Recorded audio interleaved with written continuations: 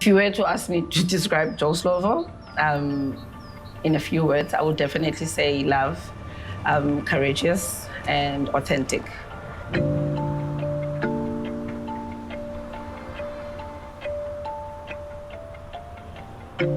I don't think anything ever prepares you for what you see when you visit a typical black township. And it's the same challenges everywhere. It's a lack of job opportunities. It's a lack of proper role models. If you thought you had horror stories, they have more horror stories, but then they don't wear that on their face.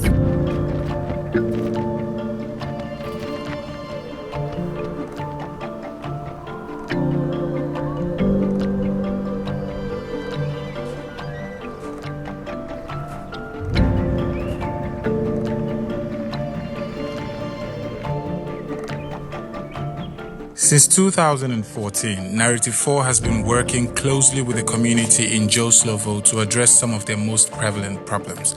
I'm one of the lucky few who got to see the entire community before the center, and this journey has been a testament to what can be achieved when we work as one as a community. People litter in any open space that they find. So people will collect their rubbish, and then if the truck doesn't come, that whole street will go collecting their rubbish and find an open space or a field to just go and chuck that rubbish there. So that is what was happening in the community before we brought the alternative of Triple T, which is trash to treasure.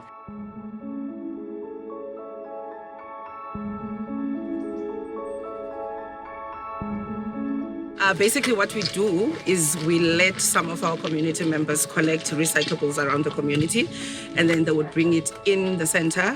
We weigh it, give them voucher, and then they go inside the shop and trade in their voucher for groceries. At first, when we were starting with the trading, people would ask, so where's my money? Am I getting money? And they'll be grumpy, obviously, because they're like, why are you not giving us money? But then as the time went by, you could see people loved the idea of getting food. You already know what's there and you already know what your menu is. It's one of my favorite things. I know their menu and I tell them we have it today, and the smile they put in their face. I felt a strong need that if people earn whatever they are given, then there's a sense of mutual respect that happens. All you had to do was to pick up bottles and then you have lunch, you have supper. It means you need to start thinking about new problems now. And because you could think about this first problem and find a solution, you must be hopeful that even for your next, an answer will be there. Programs have grown from recycling to now helping with aftercare to the ECD, as well as the skills acquisition program that we're doing. Before we started the center, there were children on the streets who should have been in school. What we needed was a space where kids could be safe, meet their peers, and find a foundation that could give them direction. And that's what led us to opening an ECD center in Joe Slovo.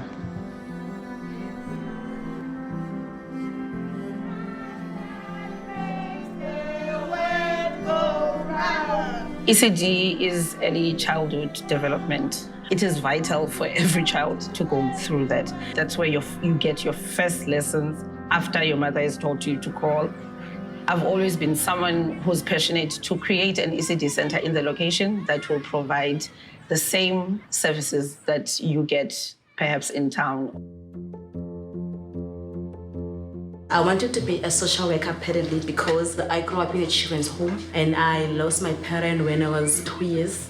It's so sensitive to me. I just wish every child get a chance to feel loved. I wanted to help every child here. If a child come home and then give you a smile and a hug, to me, they show me a love. They show me that they still love me. And then I give them back that smile and everything in hugs.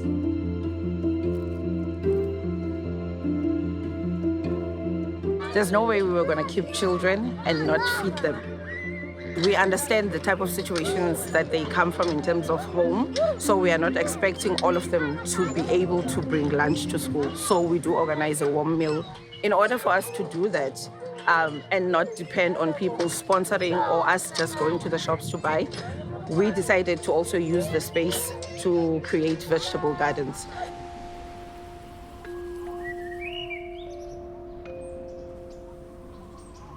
There was a realization that there is a gap between the kids and the parents.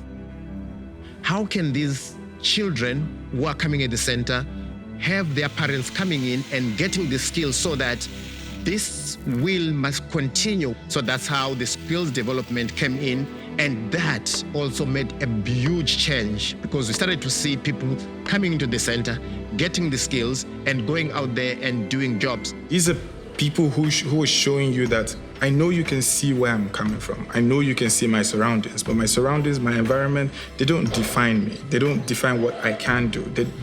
They're more a definition of my situation, they're not a limitation for me. I'm one of the kids who grew up benefiting from projects like this. So I'm very glad to be able to do that for other kids because I see what it has done for me. When you are educated, you start to see how you yourself can be the change in your area.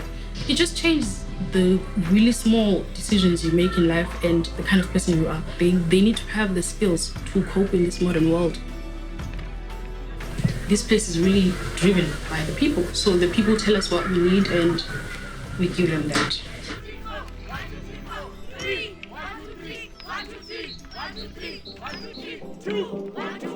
We realized that they don't have much self-confidence when it comes to standing up in front of the crowd and speaking in front of the people. We thought, it's not fair that they have to go through the same things that we went through, have the same fears that we had when we were their age. So to try and change that, we created a stage, and time and again, we give them activities.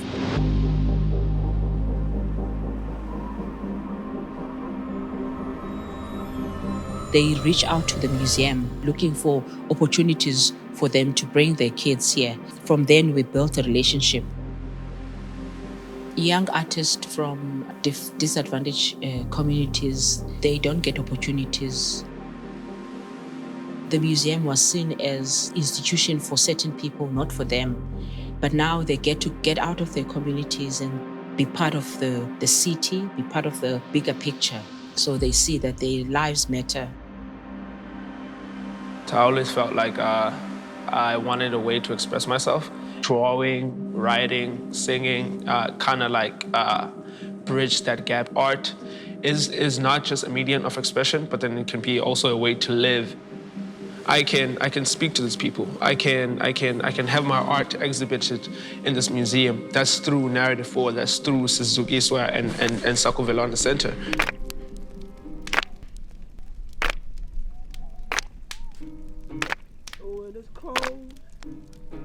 London without you. So it is cold in London without you. There's so much pain. We wanted everyone in Slovo to have a safe space to share their experiences and be vulnerable. That's what the story exchange helps create. When people tell each other stories as their own, they create connections that can last a lifetime. I'm really feeling grateful, and I'm feeling God has people in my life that are real and that are there to be there when it feels like no one else is there. And from then, I never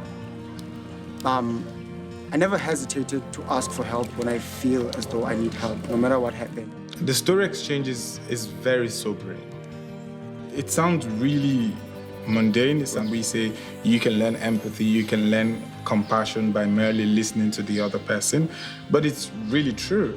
When you have to take in someone's experience, someone's story, and you have to then share the experiences that the person had shared and told to you. But the fact that you had that time to go home and think about the story that has shaped you, whether you felt that you were afraid to come and share it or you are not ready, but the fact that you thought it's step one to something. It's a very calming experience. It's one that strips away noise. Because if you have to step away from yourself for a bit and have to become somebody else, then it means that you're suspending your prejudices, you're suspending your privileges. So what that does is that it opens up a vista for you. It gives you a window with which to have multiple experiences without ever losing who you are. It gives you a much wider appreciation of other people, how people live, what their stories are, what makes them tick. My vision for the future is to see other hubs like this, like the one we have in other communities in and around South Africa, but throughout the globe. We trust what we do. We trust our services and what we share with the community. So at the end of the day, it boils down to who needs it, as long as we make available a place for them to find whatever it is that they need.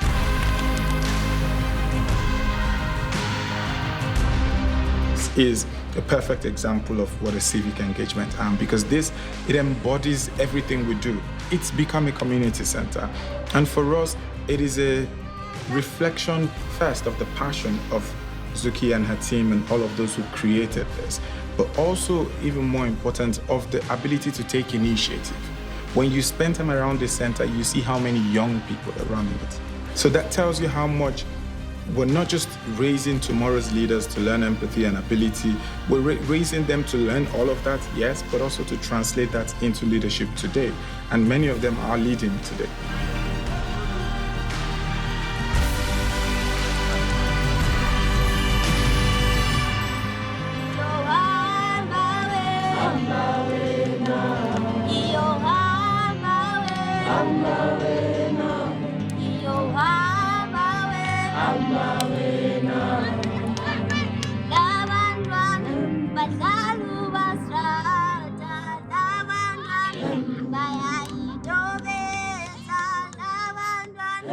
Bye.